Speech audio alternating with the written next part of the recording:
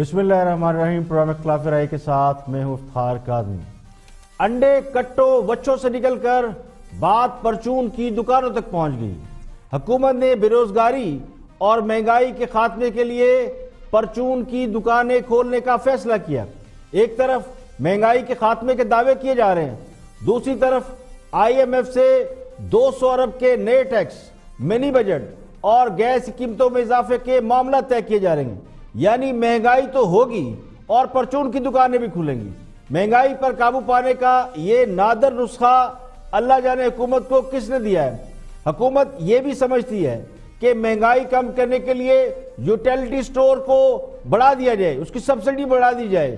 ہاں صاحب اقتدار میں جب آئے تھے تو اس وقت یوٹیلٹی سٹور اور ان کے ملازمین کو بوجھ سمجھ کر فارغ کرنے کا منصوبہ بنایا گیا تھا.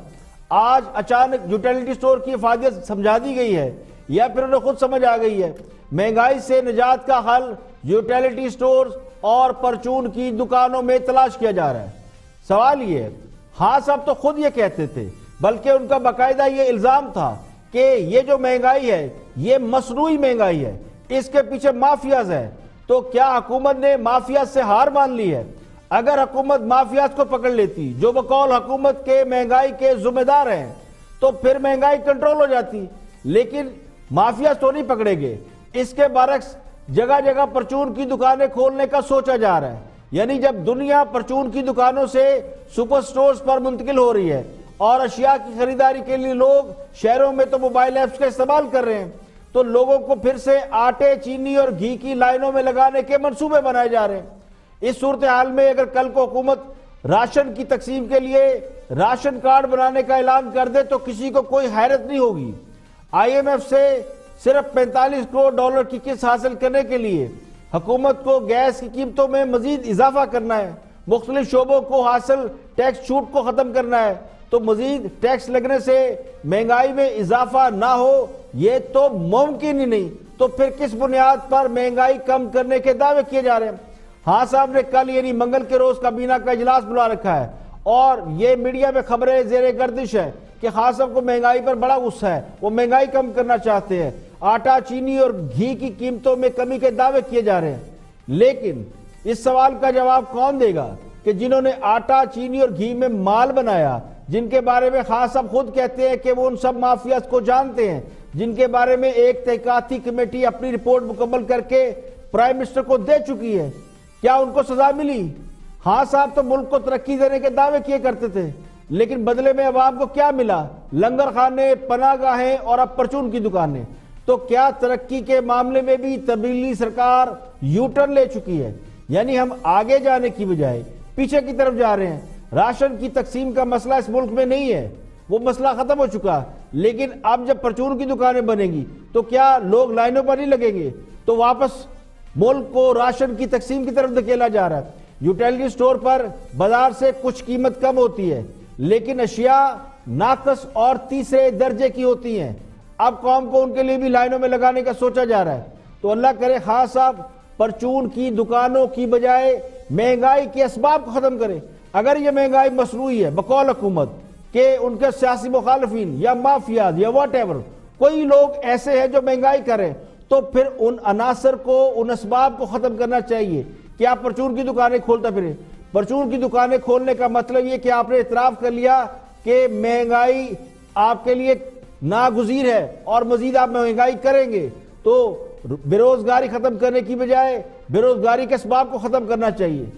قوم سیاسی طور پر تو تقسیم ہو چکی ہے, اب خدا کے لیے راشن کے نام پر قوم کو تقسیم مت کرے, ورنہ سوویت یونین جیسے بڑے ملک کا حشر ہمارے سامنے ہے.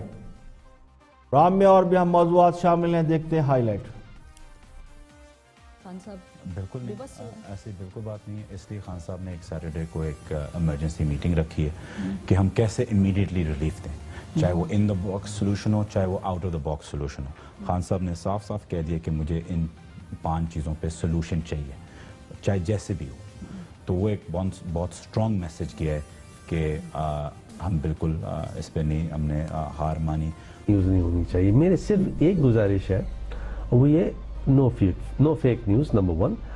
اب باقی میڈیا کمپلیٹ آزاد ہونا چاہیے. ایسا قانون ہو जो कि मीडिया को कंप्लीट आज़ादी दे। मीडिया पे पाबंदी नहीं होनी चाहिए। देखिए, मीडिया पे पाबंदी इसलिए नहीं होनी चाहिए कि अगर तो हम डेमोक्रेसी पे बिलीव करते हैं, जो कि करते हैं। एक आइटम है कि गंदम की जो कीमत है वो हुकूमत मुकर्रर करती है दो वजूहात के लिए, एक अवाम के लिए वो दस्तयाब हो, दूसरा ये कि जो काश्त करता है उसको इंसेंटिव मिले कि वो ज्यादा रकबा जो है गंदम के लिए वो काश्त करे। और फिर हुकूमत इस एक आइटम को और किसी को नहीं करती, दालों को, चीनी को नहीं करती, इसको बंदे को लंगर नहीं खोल के दे सकते। ये किस पॉलिसी पे आप चल पड़े हैं? लोगों की इकोनॉमिक कंडीशन ठीक करनी है तो लंगर खाने नहीं बल्कि जॉब अपॉर्चुनिटीज क्रिएट करनी होंगी। देखिए, मैं समझता हूं कि पनाहगाह की अहमियत जो है, इसहाक डार साहब से बेहतर किसी को उसकी अहमियत का अंदाजा नहीं हो सकता। अच्छा, वो इसलिए कि इसहाक डार साहब ने खुद लंदन में पनाह ले रखी है। ठीक है, इसहाक डार के अजवेरी हाउस को पनाहगाह बना दिया गया। आपने कॉलर में भी लिखा था ये रियासत की शिकस्त का ऐलान है कि नीलामी में कोई नहीं ना। आएगा। मैंने तो नहीं कॉलम आया। लिखा था, हाँ। Do you remember? बिल्कुल, मैं वही मैंने हवाला दे रही लिखा हूँ कि था हमने पहले कि कहा इसकी नीलामी जी। पे कोई नहीं आएगा। और कोई नहीं आया। हाँ, ये पनाहगाह तो पहले। अब बात करते हैं महंगाई और रुपए की कीमत के हवाले से हमाद गुफ्तगू कर रहे हैं नया पाकिस्तान में। और इतला दी है कि इक़्तिसादी राब्ता कमेटी ने फौरी तौर पर चीनी की बरामद पर पाबंदी आयद कर दी है और ये पाबंदी चीनी की बढ़ती कीमत पर कंट्रोल करने के लिए आयद की गई है। लेकिन हमाद अजहर जो कि मुशीर ख़जाना भी हैं, मुशीर ख़जाना नहीं बल्कि फाइनेंस एडवाइज़र हैं हुकूमत के साथ, नया पाकिस्तान में गुफ्तगू कर रहे हैं। देखते हैं कि वो क्या फरमाते हैं। जब IMF आया है, आप लोग तो ये तनकीद करते रहे पिछली हुकूमत पे कि इन्होंने 20 अरब डॉलर इंटरबैंक में इंजेक्ट किया है डॉलर को मेंटेन रखने के लिए, रुपए को मेंटेन रखने के लिए। लेकिन आपकी जब हुकूमत आई तो अक्टूबर से लेके अप्रैल तक, अक्टूबर 2018 से लेके अप्रैल 2019 तक जब वजीर खजाना असद उमर साहब थे, उस 7 माह में 4.5 अरब डॉलर आप लोगों ने पंपिंग किया इंटरबैंक मार्केट में, और उसके बावजूद आप लोग करेंसी को मेंटेन नहीं रख सके। तो जो तनकीद आप करते थे इसहाक डार साहब पे कि उन्होंने 20 अरब डॉलर उनकी हुकूमत ने इंजेक्ट किया है, 4.5 अरब डॉलर आपने सिर्फ 7 माह में इंजेक्ट किया इंटरबैंक मार्केट में। पहली बात तो यह है कि 20 अरब डॉलर ही उन्होंने इंजेक्ट किया, नून लीग की हुकूमत ने इससे कहीं ज्यादा इंजेक्ट किया। दूसरी बात यह कि ये टोटल फिगर सुने तो सही ना, 2016 से लेकर 19 तक 24 अरब डॉलर का है, जिसमें 4.5 अरब डॉलर आपके हैं। अच्छा सुने, उससे पहले भी इंजेक्ट होता रहा है पैसा। इसके अलावा अगर ये लेट्स सपोज इनके मुस्लिम लीग नून के दौर में ऑयल जो था वो $30 पे आ गया था, अगर ये उस वक्त अपने करेंसी को बराबर रखते, मार्केट ड्रिवन रखते, ना सिर्फ कि एक्सपोर्ट्स में इजाफा होता, करेंसी को इतना डीवैल्यू भी ना करना पड़ता, और इस वक्त आपके पास रिजर्व में 20 से 30 अरब डॉलर पड़े वो तो माजी की बात जो है। सुने जब हम आए हैं तो हमने सीक्वेंस किया इस चीज को कि हमने मार्केट को टेस्ट किया है आहिस्ता आहिस्ता 6 महीने के अंदर। जो करेंसी पिछले 10 साल से 15 साल से फिक्स्ड थी, उसको अगर हम 6 महीने में मार्केट ड्रिवन पे लेके गए हैं तो ये कोई बुरी सीक्वेंसिंग नहीं है। अगर हम ना लेके जाते पंपिंग किया मार्केट में, इसके बावजूद शहजाद अगर हम करेंसी को मार्केट ड्रिवन ना करते तो ये जो आप 4 अरब डॉलर कह रहे हैं ये अब 16 अरब डॉलर हो गया होता। लेकिन आप ये कह रहे हैं कि 4.5 अरब डॉलर पंपिंग करने के बाद भी जो है रुपया गिरता रहा। लेकिन इसहाक डार के दौर में हम उनके ऊपर ये इल्जाम लगाते हैं कि मेंटेन करने के लिए आपने इतना पैसा पंपिंग किया, खर्च किया, पैसा खर्च किया, आप तो पैसा खर्च करते रहे फिर भी गिरता रहा रुपया। नहीं, ये जो उन्होंने 20-25 अरब डॉलर अगर इसहाक डार के टाइम पे किया है, इनको चाहिए था कि पहले ही उसको टेपर करके 5-6 महीने में जिस तरह हमने किया उसको मार्केट ड्रिवन पे ले जाते। यकीन मानिए ना करेंसी इतनी। देखिए, नवाज शरीफ हुकूमत पर यह इल्जाम था कि वो कर्ज लेकर अपनी जेब में डाल लेती है, लेकिन हुकूमत खुद ये मान रही है कि 20 अरब डॉलर या 20 से 24 अरब डॉलर तो सिर्फ रुपए को मुस्तहकम करने के लिए खर्च किए गए। तो असल मसला तो ये था कि उस वक्त जो मुल्क चला रहे थे उन्हें मालूम था कि कर्ज लिया है तो वापस कैसे करना है, मार्केट में कितने अरब डॉलर इंजेक्ट करेंगे तो रुपया मुस्तहकम रहेगा। लेकिन हुआ ये कि नवाज शरीफ की हुकूमत चली गई, उनका बोरिया बिस्तर गोल कर दिया गया। उसके बाद जो नई टीम आई तो उन्हें यह नहीं अंदाजा था कि इकोनॉमी को कैसे संभाला जाता है, ना इन्हें मौशत के वो गुर आते थे जो इसहाक डार को आते थे, वो एक तजर्बाकार फाइनेंस मिनिस्टर थे। तो अब इन्हें यही लग रहा है कि वो सब कुछ मसरूई था, सब कुछ गलत था। रुपया इसलिए नहीं गिरा कि मौशत खराब थी, बल्कि रुपया इसलिए गिरा है कि जिन्होंने रुपया संभाल रखा था उन्हें हुकूमत से निकाल दिया गया। جنہوں نے 20 ارب ڈالر مارکیٹ میں انجیکٹ کر کے روپے کو مستحکم کیا، تو کیا وہ کوئی ذاتی فائدہ حاصل کر رہے تھے؟ روپے کا استحکام ملک کی ضرورت تھی۔ اب روپیہ مستحکم کیوں رکھا جاتا ہے؟ روپیہ اس لیے مستحکم رکھا جاتا ہے کہ مارکیٹ سٹیبل رہے، کاروبار ایک جگہ پہ کھڑا رہے۔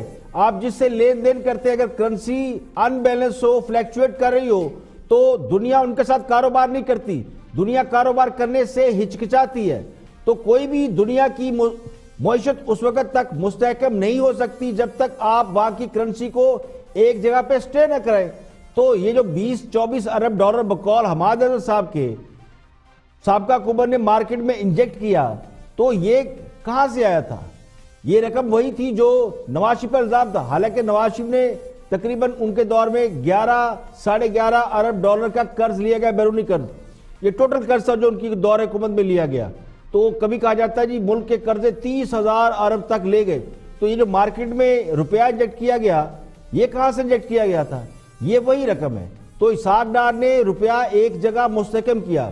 تو نواز شریف اور اسحاق ڈار کا قصور ایک یہ بھی ہے کہ انہوں نے مارکیٹ کو سسٹین رکھنے کے لیے، یعنی سٹیبل رکھنے کے لیے 20 ارب ڈالر خرچ کیے۔ اب سوال یہ ہے کہ نواز شریف نے 20 ارب ڈالر تو مارکیٹ کو پہ لگا دیا، اس کے باوجود بھی بڑے بڑے پروجیکٹ کھڑے کر دیے، لوڈ شیڈنگ دور کرنے کے لیے بجلی کے کارخانے لگا دیے گئے۔ تو یہ جو آپ سارا ایک کرپشن کا برائی کا پہاڑ دیکھتے ہیں، تو پوچھا جائے نا یہ سوال کہ وہ کرپشن کہاں ہے جس کے بارے میں آپ کہتے تھے؟ یعنی 24 ارب ڈالر تو اپنے مارکیٹ میں پھینک دیے، تو پھر جو قرضہ لیا واپس کیا، اور وہ جو آپ کہتے ہیں جی کہ اربوں روپے جیب میں ڈال لیا، وہ کرپشن کدھر ہے؟ یہاں پہ لیں گے ایک بریک، اور بریک کے بعد جب حاضر ہوں گے آپ کے ساتھ مزید گفتگو کریں گے اور موضوعات پر، ہمارے ساتھ رہیے۔ ویلکم بیک، آپ دیکھ رہے ہیں پروگرام اختلاف رائے اور میں افتخار کاظمی۔ بریک کے بعد حاضر خدمت ہے وزیر اعظم کے معاون خصوصی ہے زلفی بخاری، اور وہ بھی اپنے اداروں کے حوالے سے بات کر رہے ہیں کہ حکومت کی پرفارمنس کیوں اتنی سلو ہے، اس کو دفاع کر رہے ہیں زلفی بخاری۔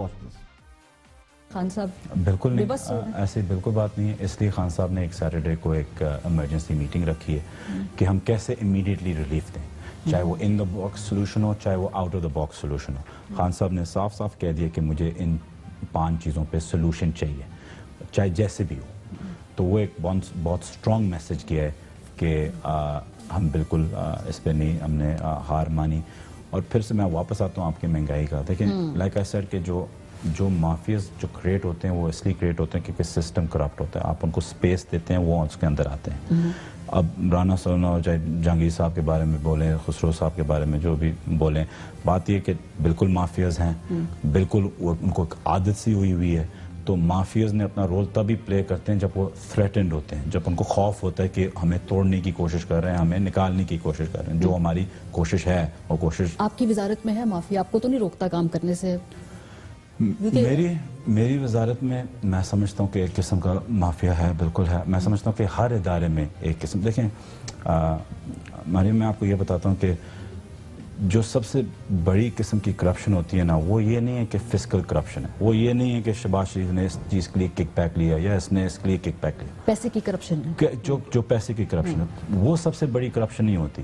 سب سے بڑی کرپشن وہ ہوتی ہے کہ جب آپ پیسے کی کرپشن کرنا چاہیں تو آپ کو پہلے اپنے انسٹیٹیوٹ کو بالکل تباہ کرنا ہوتا ہے۔ مطلب ہے کہ اگر زلفی بخاری کرپشن کرنا چاہے تو اس کو پہلے ایک کرپٹ سیکرٹری رکھنا ہوگا، ایک کرپٹ سیکرٹری کے بعد ہر ادارے میں اپنا کرپٹ ایک ایم ڈی یا ڈی جی رکھنا ہوگا، اس کے نیچے جوائنٹ سیکرٹریز کرپٹ رکھنے ہوں گے، اس کے نیچے سیکشن آفیسرز وغیرہ وغیرہ آل دا وے ڈاؤن۔ تو آپ پورے سسٹم کو تباہ کرنا چاہتے ہیں کہ ٹاپ فیو پیسے بنائیں۔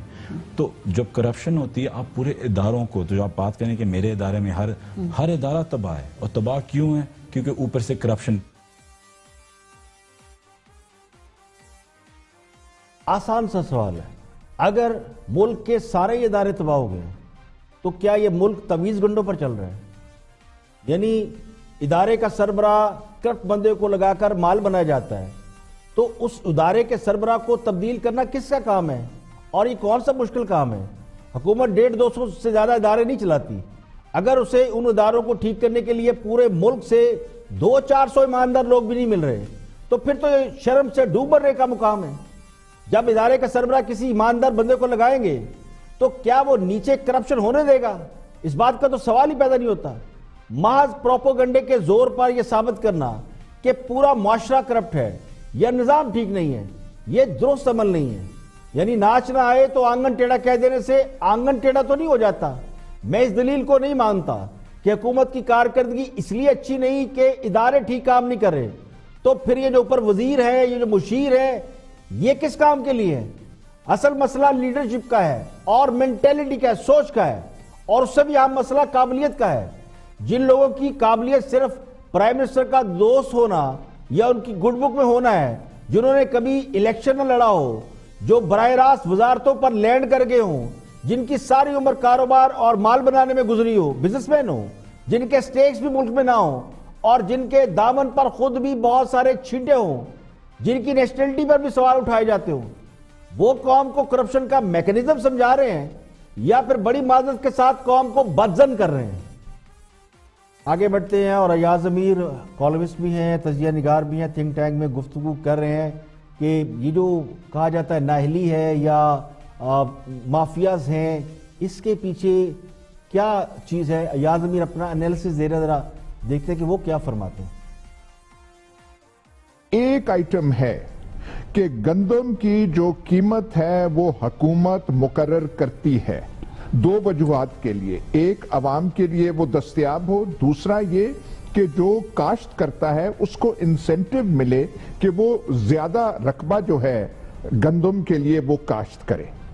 اور پھر حکومت اس ایک آئٹم کو اور کسی کو نہیں کرتی، دالوں کو، چینی کو نہیں کرتی، اس کو ہر سیزن کے بعد گندم کو خریدا جاتا ہے، سٹاک بنائے جاتے ہیں تاکہ اگر ضرورت پڑے تو گورنمنٹ مارکیٹ میں وہ گندم جو ہے وہ پھینک سکے، اور گورنمنٹ جو ہے سرکار وہ فلور ملوں کو دیتی ہے کنٹرول پرائس پہ، وہ جو اس نے پہلے ڈکلیئر کیا ہوتا ہے. تو یہ ایک آئٹم ہے جو کنٹرول ہے. اگر اس کی قیمت زیادہ بڑھ جائے تو سوائے گورنمنٹ کی نالائکی کے اور کوئی وجہ نہیں ہو سکتی. آپ یہ کہہ سکتے ہیں کہ لپسٹک، پاؤڈر، فلانا برانڈڈ کلوتھوں کی قیمت اوپر گئی ہے، پرفیوم کی نیچے گئی ہے، اس کے یہ فیکٹرز ہیں، لیکن پاکستان جیسے ملک میں گندم کی قیمت زیادہ ہو، تمام تر کنٹرولز اور وہ جو باقی جو چیزیں ہیں، اس کا مطلب یہ نالائق ہیں. پہلے آپ گندم کو ایکسپورٹ کر رہے ہیں، پھر جب شارٹیج ہوتی ہے تو آپ ایک دم آپ کو بخار چڑھ جاتے ہیں، آپ کہتے ہیں اب ہم امپورٹ کریں. مطلب یہ تو بالکل یہ جو ذہنی افراتفری ہے، اس کا مطلب ان کے ذہن میں کوئی خاکہ نہیں ہے. یہ جو سو کالڈ ان کے ایگریکلچرل ایکسپرٹس ہیں، جو پتہ نہیں جن کی کون سی ملیں شوگر کی اتنی ہے، ان کو بھی کوئی سمجھ نہیں ہے. انہوں نے بیڑا غرق جو ہے اس حکومت کا کر دیا ہے اور ان کی وجہ سے عوام کو کر دیا. افراط زر فار دا فورسیبل فیوچر بڑے آئٹمز میں رہے گی، لیکن ان چیزوں پہ تو نہیں ہونی چاہیے. آٹے کی قیمت، جو گندم کی قیمت جو کاشتکار نے، جو مجھ جیسے چھوٹے کاشتکار نے بھی 1250 پہ دیا تھا، وہ 1250 پہ مارکیٹ میں ملنا چاہیے. اس کی قیمت اگر 2000 ہو جائے تو سوائے نالائکی کے اور کوئی وجہ نہیں ہے. پھر آپ کہتے رہیں گے مافیا فلانا ڈمکانا. مافیاز کو کھیلنے کے لیے موقع آپ نے فراہم کیا ہے. مافیاز نے وہ موقع خریدا نہیں ہے. آپ کی نالائکی کی وجہ سے مافیاز پاورفل ہوئی ہیں اور پیسہ بنا رہے ہیں دکھا سکے. تو انتظامی مشینری میں جو ایک وقت ہے،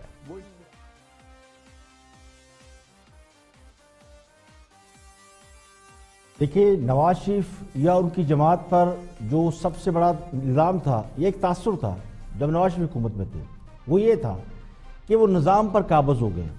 اگر یہ قبضہ نہ چھڑایا گیا تو انہی کا خاندان کئی سال حکومت کرتا رہے گا. یہ ایک تاثر تھا جب نواز شریف موجود تھے. اب اس کی وجہ کیا تھی کہ نواز شریف کا حکومت کرنے کا طریقہ بالکل ڈیفرنٹ تھا. بہت سے لوگوں کو پسند نہیں تھا، وزراء کو من مانی کی اجازت نہیں تھی، اور پارلیمنٹیرین کو ملاقات کے لیے وقت مشکل سے ملتا تھا. تو اس وقت میڈیا یہ کہتا تھا کہ نواز شریف کی گردن میں سریا ہے. بیوروکریسی ایک ٹانگ پر کھڑے ہوئے کام کرتی تھی، انتظامیہ کی دوڑیں لگی ہوئی تھی. جو محکمہ سستی کرتا تھا اس کے متبادل کمپنی بنا کر سسٹم کو چلایا جا رہا تھا. تو کسی کی جرت نہیں تھی کہ پرائم منسٹر کو یا حکومت کو بلیک میل کر سکے. ایسا کوئی امپریشن موجود نہیں تھا. چور بازاری اور ظہیر اندوزوں کو جرت نہیں تھی کہ مہنگائی بھی کنٹرول میں تھی اور کاروبار بھی چل رہے تھے. لوگوں میں انتظامیہ کا ڈر اور خوف تھا. اسی لیے کہا جاتا تھا کہ شریف خاندان نے اپنے من پسند لوگوں کو لگا کر نظام کے اوپر قبضہ کر لیا. ایک تاثر موجود تھا, اس سے کسی کو کوئی انکار نہیں. اس وقت بھی جو سب سے زیادہ تکلیف کسی کو تھی تو انہی مافیا کو تھی جن کی ایک نہیں چل رہی تھی, جنہیں چینی, کپاس اور آٹے میں مال بنانے کے مواقع نہیں مل رہے تھے. پھر یہی مافیا جس کے بارے میں کہا جاتا ہے حکومتیں گراتا ہے اور بناتا ہے, یہی مافیا نواز شریف کے سیاسی مخالفین کا سپانسر بن گیا. آج ان کی 5 انگلیاں گھی میں ہیں, سر کڑھائی میں ہے. مہنگائی, آٹا یا چینی کا بحران نااہلی نہیں ہے. اسی کام کے لیے تو حکومتیں بدلی گئی تھی کہ مال کمایا جائے, اسی منافع کے لیے تو سرمایہ کاری کی گئی تھی. تو آج مافیا اگر آزاد ہے اور وہ فائدہ اٹھا رہا ہے اور وہ حکومت کی صفوں میں گھسا بیٹھا ہے, کیونکہ آج تو کسی کو کسی انتظامیہ کا ڈر ہی نہیں ہے. جن کا ڈر تھا ان کو تو دودھ میں سے مکھی کی طرح نکال باہر کیا گیا. آگے بڑھتے ہیں اور مہنگائی اور غربت کے حوالے سے عثمان ڈار گفتگو کر رہے ہیں, پی ٹی آئی کے رہنما ہیں اور منسٹر ہیں. دیکھتے کہ ان کا لاجک کیا ہے. اسحاق ڈار کے گھر کو پناہ گاہ میں تبدیل کیا گیا, آج اس کے خلاف بھی وہ کورٹ میں چلے گئے ہیں اور اس کے اوپر کورٹ نے جواب بھی طلب کر لیا, لیکن اس کے حوالے سے گفتگو کر رہے ہیں عثمان ڈار.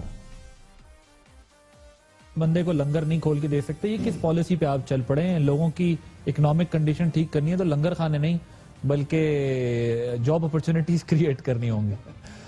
دیکھیں میں سمجھتا ہوں کہ پناہ گاہ کی اہمیت جو ہے اسحاق ڈار صاحب سے بہتر کسی کو اس کی اہمیت کا اندازہ نہیں ہو سکتا. اچھا, وہ اس لیے کہ اسحاق ڈار صاحب نے خود لنڈن میں پناہ لے رکھی ہے, اور پناہ کی کیا اہمیت ہے شریف خاندان سے زیادہ, کیونکہ سلمان شہباز وہاں پناہ لے کے بیٹھے ہوئے ہیں, علی عمران وہاں لے کے بیٹھے, حسن حسین نے وہاں پناہ لی ہوئی ہے.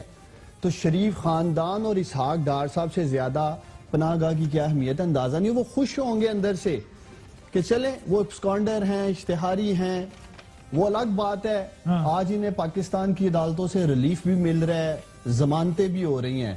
تو اگر پاکستان کی عدالتوں پہ اسحاق ڈار صاحب کو اعتماد ہے تو انہیں پاکستان آنا چاہیے. انہوں نے اپنی یہ جو آپ نے پناہ گاہ بنائی ہے اس کے لیے انہوں نے عدالت جانے کا فیصلہ کیا ہے. عدالت جا سکتے ہیں, عدالت آئے خود آ کے فیس کریں. میں تو یہ چیز آپ کی اور قوم کے سامنے رکھنا چاہتا ہوں کہ آج پاکستان کی عدالتوں سے انہیں ریلیف مل رہا ہے, واپس آئیں, عدالتوں پہ اعتماد کریں, اپنا آگے مقدمہ لڑیں, اپنے مقدمات کا سامنا کریں. اور جہاں تک پناہ گاہ کی بات ہے, اور میں محمد زبیر صاحب کو سن رہا تھا, ایک مجھے اپوزیشن والوں کی یہ سمجھ نہیں آتی کہ جی ویژن ویژن ویژن ویژن پہ بھی میں اس کے بعد آؤں گا. مغرب میں یو کے میں جہاں اسحاق ڈار صاحب نے پناہ لے رکھی ہے, اسی سوشل سٹرکچر میں اسحاق ڈار صاحب نے باہر پناہ لی ہوئی ہے.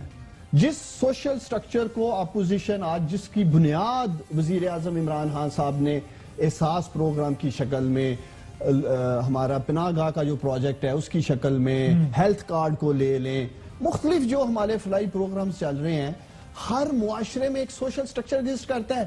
آج بھی یو کے میں بے روزگاری الاؤنس دیا جا رہا ہے جو لوگ جاب حاصل نہیں کر سکتے. اس کا یہ مطلب ہے کہ یو کے کی گورنمنٹ جو ہے وہ جابس نہیں دے پا رہی ہے, تو ان کو وہ سوشل سٹرکچر بند کر دینا چاہیے. یہ تاثر دینا چاہ رہے ہیں, یہ ان کا کرٹیسزم ہے عمران خان. صرف کہ وہ تکلیف یہ ہے کہ آج عمران خان غریب آدمی کے بارے میں کیوں سوچ رہا ہے. آج دیکھیں, حکومت غربت ختم کرنا چاہتی ہے تو بڑی زبردست بات ہے, ضرور کرنی چاہیے, لیکن غریب کو تو ختم نہ کرے. متوسط طبقہ, سفید پوش طبقہ, اس کو غربت کی طرف تو نہ دھکیلے. لوگوں کے کاروبار تباہ ہو گئے ہیں, لوگوں کے روزگار ختم ہو رہے ہیں, اور یہ فگر جو ہے وہ سامنے آ چکے ہیں. اس کی حکومت نے تردید بھی نہیں کی کہ 10 لاکھ لوگ پچھلے سال بے روزگار ہوئے تھے اور 12 لاکھ اس سال ہوں گے. تو صورتحال یہ کہ جو امیر تھے وہ غریب ہو رہے ہیں, جو غریب تھے انہیں پناہ گاہوں کے راستے دکھائے جا رہے ہیں. اب سوال یہ ہے کہ جس ملک میں معیشت تباہ حالی کا شکار ہو, بقول حکومت کے ملک قرضوں کے بوجھ تلے دبتا جا رہا ہو, جہاں لوگوں کی آمدنی پر کیپٹا انکم کم ہو رہی ہو, مہنگائی کے مارے قوم کی چیخیں آسمان پر جا رہی ہوں, وہاں غریبوں کی تعداد کم ہوگی یا بڑھے گی؟ لنگر خانوں اور پناہ گاہوں کا استعمال وہ لوگ نہیں کر رہے جو حقیقی معنوں میں غریب ہیں, یعنی جن کے پاس رہنے کے لیے چھت نہیں یا روزگار نہیں یا فیملیز نہیں. بلکہ وہ لوگ کر رہے ہیں جو دوسرے شہروں سے مزدوری کے لیے یا بھیک مانگنے کے لیے شہروں میں آتے ہیں. انہیں اٹھا کر لنگر خانوں میں ٹھہرا کر اور ڈینگیں ماری جا رہی ہیں, لنگر خانے بھر دیے ہم نے. یعنی یہ وہ لوگ ہیں جنہیں کئی سالوں سے جب وہ شہروں میں کام کرنے کے لیے آتے ہیں تو مخیر حضرات دسترخوانوں کے ذریعے کھانا کھلاتے ہیں, اور وہ نہ بھی کھلائیں. آج بھی آپ کراچی میں چلے جائیں بنس روڈ پہ تو وہاں ہوٹل کھلے ہیں, شام کو جس نے کھانا کھانا ہے اس کو فری کھانا مل جاتا ہے کیونکہ دوسرے شہروں سے لوگ آئے ہوئے ہیں. اس طرح بڑے شہروں میں اسی طرح کی صورتحال ہے. تو لیکن اصل غریب کون ہے؟ اصل غریب وہ ہے جس کے پاس نہ روزگار ہے, نہ رہنے کے لیے چھت ہے, نہ وہ بچوں کو تعلیم دے سکتا ہے, نہ صحت کی سہولتیں دے سکتا ہے, اور اس کو پناہ گھر بھی پناہ نہیں دیتا. اصل میں تو سفید پوش طبقہ وہ ہے جو غربت کی گہرائیوں میں گرتا جا رہا ہے. تو پناہ گاہ یا لنگر خانے ضرور بنائیں, لیکن اس سفید پوش طبقے کی جو سوسائٹی کی بیک بون ہوتا ہے, جس کی میجورٹی ہے, اس کو تو غریب ہونے سے بچائیں جو مہنگائی اور بے روزگاری کے ہاتھوں پس رہا ہے. عوام کو صرف آپ کاروبار اور روزگار میں آسانیاں دے دیں اور کچھ نہ دیں, وہ خود ہی اپنی غربت دور کر لیں گے. یہاں پہ لیں گے ایک بریک, اور بریک کے بعد جب واپس آئیں گے اور بھی اہم موضوعات آپ کے ساتھ شیئر کریں گے. ہمارے ساتھ رہیے.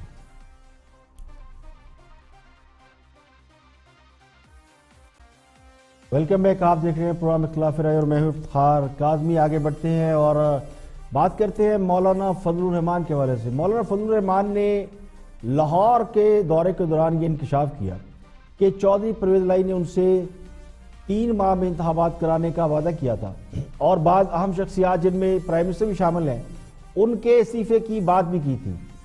پرویز الہی خود بھی اس بات کا اعتراف کرتے رہے ہیں کہ انہوں نے مولانا سے جو معاملہ طے کیے وہ ایک راز ہے, اور یہ راز وقت آنے پر بتایا جائے گا. لیکن دیکھتے ہیں کہ مولانا فضل الرحمان نے کیا کہا, اور انہوں نے اس بات کا انکشاف 3 ماہ بعد کیا جب وہ مدت تقریباً اوور ہو چکی ہے, جس کے حوالے سے مولانا کو یہ کہا گیا تھا کہ اس میں نئے انتخابات ہو جائیں گے. مولانا فضل الرحمان. میں اب ان سے گزارش کروں گا کہ اس امانت کو آشکاف کر دیں, راز نہ رکھیں. اس بات بڑی واضح تھی کہ جس مذاکرات ہو رہے تھے تو ہم نے ان سے, بلکہ رہبر کمیٹی نے ان سے کہا تھا, آن ریکارڈ کہا تھا, فورم کے اوپر کہا تھا کہ یا فوری استعفیٰ, اور اگر آپ سمجھتے ہیں کہ متبادل کوئی اور تجویز تو پھر الیکشن کا شیڈول. یہ تھی وہ چیز جس کو کہتے ہیں راز. اب مولانا فضل الرحمان نے یہ جو بات کی ہے یہ بغیر کسی لاجک کے اور ثبوت کے نہیں, کہ خود چودھری پرویز الہی نے جب مولانا فضل الرحمان سے مذاکرات کر کے انہیں دھرنا ختم کرنے پر مجبور کیا تھا تو اس کے موقع پر بھی انہوں نے ان سے مولانا فضل الرحمان کے حوالے سے میڈیا کو یہ بتایا تھا کہ کوئی ایسی بات ہوئی ہے جو کہ راز ہے. مولانا فضل الرحمان سے ملاقات کے بعد سلیم صافی نے ایک انٹرویو لیا تھا چودھری پرویز الہی کا, تو کیا کہا تھا انہوں نے, ذرا وہ بھی دیکھتے ہیں. کہ وہاں آپ نے کوئی تشدد نہیں ہونا, اور جیسے یہاں تشدد نہیں کیا تو آپ اپنا امیج خراب نہ کریں کہیں تشدد کر کے. ٹھیک, تو یہ انہوں نے ہماری بات مانی ہے. اچھا, لیکن ایک انڈرسٹینڈنگ کے تحت اٹھ رہے ہیں یہاں سے. ظاہر ہے ایک انڈرسٹینڈنگ تو ہوتی ہے نا, اور انڈرسٹینڈنگ آپ دونوں بھائیوں کے ساتھ ہوئی ہے, چودھری صاحب اور آپ کے ساتھ. حکومت کے ساتھ ہوئی ہے, آپ کے ذریعے ہوئی ہے نا. ہاں, ہمارے ذریعے ہوئی. اچھا, مولانا صاحب نے مجھے انٹرویو میں بتایا تھا کہ یا استعفیٰ یا استعفے جیسی کوئی چیز میں تب اٹھوں گا, تو استعفیٰ تو نہیں ملا. یہ استعفیٰ جیسی کوئی چیز کیا ہے جس کی آپ لوگوں نے یقین دہانی کرائی؟ وہی تو امانت ہے. اب لگتا یوں ہے کہ چودھری پرویز الہی جو کہ بہت ہی سیزن پولیٹیشن ہے, انہوں نے مولانا فضل الرحمان کو ایک سیاسی چال کے ذریعے دھرنا ختم کرنے پر قائل کیا تھا, کیونکہ نہ تو کسی نے استعفیٰ دیا ہے, نہ نئے انتخابات ہو رہے ہیں, اور 3 ماہ بھی گزر چکے ہیں. آج چودھری پرویز الہی عمران خان سے اپنے مطالبات منظور کرانے کے لیے ان کی ناک رگڑوا رہے ہیں, اور حکومت کی مصالحتی کمیٹی ان کو راضی کرنے کے لیے ان کے گھروں کے چکر کاٹ رہی ہے. آج بھی دونوں اتحادیوں میں یعنی حکومت میں, مسلم لیگ کاف میں اور حکومت کے لوگوں میں ملاقات ہوئی, جس میں چودھری صاحب کے مطالبات تسلیم کر لیے گئے, اور دونوں جماعتوں کے بقول ان کا یہ الائنس برقرار رہے گا. تو پرویز الہی نے اس ملاقات کے بعد اس الائنس کے حوالے سے میڈیا سے بات کی. ہر ایشو کے اوپر ڈسکشن ہوئی ہے, اور الحمدللہ بالکل اب کلیئرٹی آئی ہے, اور انشاءاللہ جو ایشوز آئے تھے وہ بیٹھ کے ساری چیزیں ڈسکس ہوئی ہیں اور سیٹل ہوئی ہیں, اور اب کوئی ایسا ایشو نہیں ہے. اور جو دوسرے ایشوز جس میں مختلف چیزیں سامنے آئی ڈیورنگ ڈسکشن، جو چیلنجز درپیش ہیں حکومت کو، اس حوالے سے بھی یہ ڈسکس ہوا ہے کہ ہم مل جل کے مشاورت کے ساتھ، کیونکہ ہر حکومت میں ہر دور میں مختلف چیلنجز سے حکومتیں فیس کرتی آئی ہیں، اور جو بھی کوئی صورتحال آئے گی ہم اکٹھے مل کے فیس بھی کریں گے، مشاورت بھی کریں گے، ڈسکس بھی کریں گے، اور اس کا حل بھی انشاءاللہ تعالیٰ ڈھونڈیں گے۔ ہم سارے نیک نیت لوگ ہیں، ہم چاہتے ہیں کہ جو عمران خان صاحب کی قیادت میں تبدیلی آئی ہے اور باقی اس کے اثرات جو ثمرات ہیں وہ نچلی سطح تک جانے چاہیے، اور کیوں نہیں جا رہے اس کے اوپر بھی بات ہوئی ہے، کہاں کیا باٹل نیکس ہیں، کس طرح حل کرنا ہے۔ ایک چیز بڑی کلیئر ہے کہ ہمیں کوئی شک نہیں ہے عمران خان صاحب کی قیادت اور ان کی نیت میں، ان کی کوشش میں، ان کی سٹرگل میں، جو طریقہ کار ہے اس میں بہتری لانے کے لیے انشاءاللہ ہم سارے اکٹھے محنت بھی کریں گے، کوشش بھی کریں گے، اور جب نیک نیتی سے محنت ہو تو اللہ تعالیٰ کی طرف سے۔ اب یہ بات جو ہے وہ کئی روز تک زیر بحث رہے گی اور سوال اٹھے گا ضرور کہ کیا چودھری برادران نے مولانا فضل الرحمان سے کوئی سیاسی چال چلی تھی، یا وہ معاہدہ کہیں نہ کہیں کسی نہ کسی طور پہ اب بھی قائم ہے؟ کیونکہ اگر معاہدہ ہوا تھا تو پھر چودھری پرویز الہی نے جو معاہدہ کیا تھا اس کے گرنٹر کون تھے، اور مولانا فضل الرحمان نے جو معاہدہ چودھری پرویز الہی سے کیا تھا یا دونوں کے درمیان جو گفتگو ہوئی تھی، کیا کوئی تیسرا فریق اس کا گرنٹر تھا؟ اور اگر نہیں تھا تو پھر مولانا فضل الرحمان کیوں صرف چودھری پرویز الہی کے کہنے میں واپس آ گئے؟ اتنا آسان تو نہیں تھا کہ مولانا فضل الرحمان صرف چودھری پرویز الہی کی زبانی کلامی یقین دہانی پر واپس آ جاتے تو یقینی طور پر یہ کہیں نہ کہیں کوئی گارنٹیاں یا کوئی اس کی بات ضرور ہوئی ہوگی۔ لیکن اب بظاہر یہ لگتا ہے کہ اگر آپ صرف پرویز الہی کی صاحب کی گفتگو رکھے سامنے اور مولانا فضل الرحمان کی، تو لگتا یوں ہے کہ مولانا فضل الرحمان کو انہوں نے بھی دھوکہ دیا، جنہوں نے ان کو آگے کیا اور اسلام آباد تک پہنچایا، اس میں سیاسی جماعتیں بھی ہیں اور کچھ اور طاقتیں بھی ہیں، اور انہوں نے بھی کوئی ان سے اچھا سلوک نہیں کیا جنہوں نے انہیں دھرنے سے واپس بھیجا۔ ویسے تو کہتے ہیں کہ مومن ایک سوراخ سے دو بار نہیں ڈسا جا سکتا، لیکن لگتا ہے کہ مولانا فضل الرحمان دونوں طرف سے ڈسے گئے ہیں۔ آگے بڑھتے ہیں اور اسحاق ڈار کے گھر کو پناہ گاہ میں تبدیل کر دیا گیا، اس پہ تزیہ دے رہے ہیں دانشور، کالم نگار اور بہت ہی سینئر جرنلسٹ ہیں حسن نثار۔ دیکھتے ہیں کیا فرماتے ہیں۔ صحیح، ٹھیک ہے، اسحاق ڈار کے اجویری ہاؤس کو پناہ گاہ بنا دیا گیا۔ آپ نے کالم میں بھی لکھا تھا، ایک بات سنو، یہ ریاست کی شکست کا اعلان ہے کہ نیلامی میں کوئی نہیں آئے گا۔ میں نے کالم لکھا تھا، ڈو یو ریممبر؟ بالکل، میں وہی حوالہ دے رہی ہوں کہ ہم نے پہلے کہا اس کی نیلامی پہ کوئی نہیں آئے گا، اور کوئی نہیں آیا۔ ہاں، یہ پناہ گاہ تو پہلے ان کا گھر جو تھا ایچ بلاک میں ماڈل ٹاؤن میں، ان کا شریفوں کا کوئی پرویز مشرف، انہوں نے واگزار کرا لیا، سارے کیسز ان کے ریورس ہو گئے، سارے فیصلے ریورس ہو گئے۔ کیا تم نے ملک مذاق بنایا ہوا ہے یہ؟ اور اب جس طرح کی باتیں ہو رہی ہیں نا جی کہ یہ پھر ان کے کوئی امکانات ہیں، دیکھو لوگوں کا بھی ایک شعور اور ایک اجتماعی، ایک تو میرا ہے، ایک آپ کا ہے، ایک ہم دونوں کا ہے، ایک ہم سب کا ہے، ایک اس شہر کا ہے، ایک اس ملک کا اجتماعی شعور ہے، پھر اس کا ایک اجتماعی لاشعور ہے۔ ہوتا کیا ہے؟ اس طرح کے واقعات پے در پے ہوں گے، لوگ نفسیاتی طور پہ، غیر شعوری طور پہ ان کا ایمان اٹھ جائے گا اسٹیٹ سے کہ یار یہاں تو تماشا ہے، نکال لے 10 سال بعد پھر آنکھیں کا بس، چھوٹا 10 سال کے لیے سب سے بڑے صوبے پہ، بڑا پھر آ گیا ادھر حکمران خاندان، کیا تماشا بنایا ہوا ہے۔ اب یہ حماقت تھی، میرے سامنے یہ بات آتی تو میں منع کر دیتا کسی کو کہ یہ تماشا نہ بنواؤ اپنا، اس نیلامی پہ آئے گا ہی کوئی نہیں، عدالت نے جو کیا وہ اس کو علیحدہ کر رہا ہوں میں۔ ویسے لوگوں کو پتا ہے کہ یار یہ ان کا کیا ہے، جس طرح کا ملک ہے ہمارا، جس طرح کا نظام ہے ہمارا، جس طرح کا نہ سار ہے نہ پیر ہے، نہ آگا ہے نہ پیچھا ہے، کل آگا تو میں گھر یہ خرید لوں، نیلامی میں لے لوں، میرا کیا بنے گا؟ یہ تو پھر گینگسٹرز ہیں، یہ گلیڈیٹرز، پولیٹیکل گلیڈیٹرز پھر آگے تو پھر کیا بنے گا؟ You understand? سو یہ خدا کا خوف کرو، ہاں یہ جو اس ملک کے کرتے دھرتے ہیں غور سے سنیں. اس ریاست سے تم نے طاقت تو چلو اقتصادی طاقت چھین لی, اس کی سنجیدگی تو باقی رہنے دو. گھر کا بزرگ بڑا ریاست ہوگی ماں کے جیسی, وہ ماں توانا ہو نہ ہو اس کی عزت تو رہنے دو. مجھے یقین تھا کہ اس نیلامی میں کوئی پارٹیسپیٹ نہیں کرے گا, بیکاز یہ لیک آف ٹرسٹ کا اعلان ہے اپنی ریاست پہ کہ یہ نیلام کر رہے ہیں.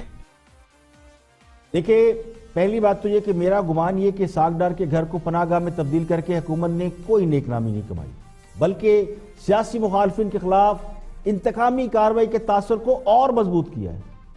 نواز شریف کا گھر بھی جب وہ جلا وطن ہوئے تھے یا انہیں باہر بھیج دیا گیا تھا تو انہیں بھی اولڈ ایج ہوم بنا دیا گیا تھا. تو ماضی میں بھی ہم نے یہ دیکھا کہ بادشاہ یا مہاراجے جب کوئی ملک یا علاقہ فتح کرتے تھے تو مفتوحین کے گھروں کو استبل میں تبدیل کر دیتے تھے, یا پھر ان کا کوئی اور استعمال کرتے تھے, کسی غریب غربا کو دے دیتے تھے تاکہ فاتحین کی طاقت کا اظہار ہو سکے. تو معذرت کے ساتھ اسحاق ڈار کے گھر میں پناہ گاہ بھی طاقت کے اظہار کے سوا کچھ نہیں ہے, ورنہ پناہ گاہیں بنانے کے لیے کئی ایکڑ پر لوگوں کی مشتمل رہائش گاہیں اور فارم ہاؤسز موجود ہیں.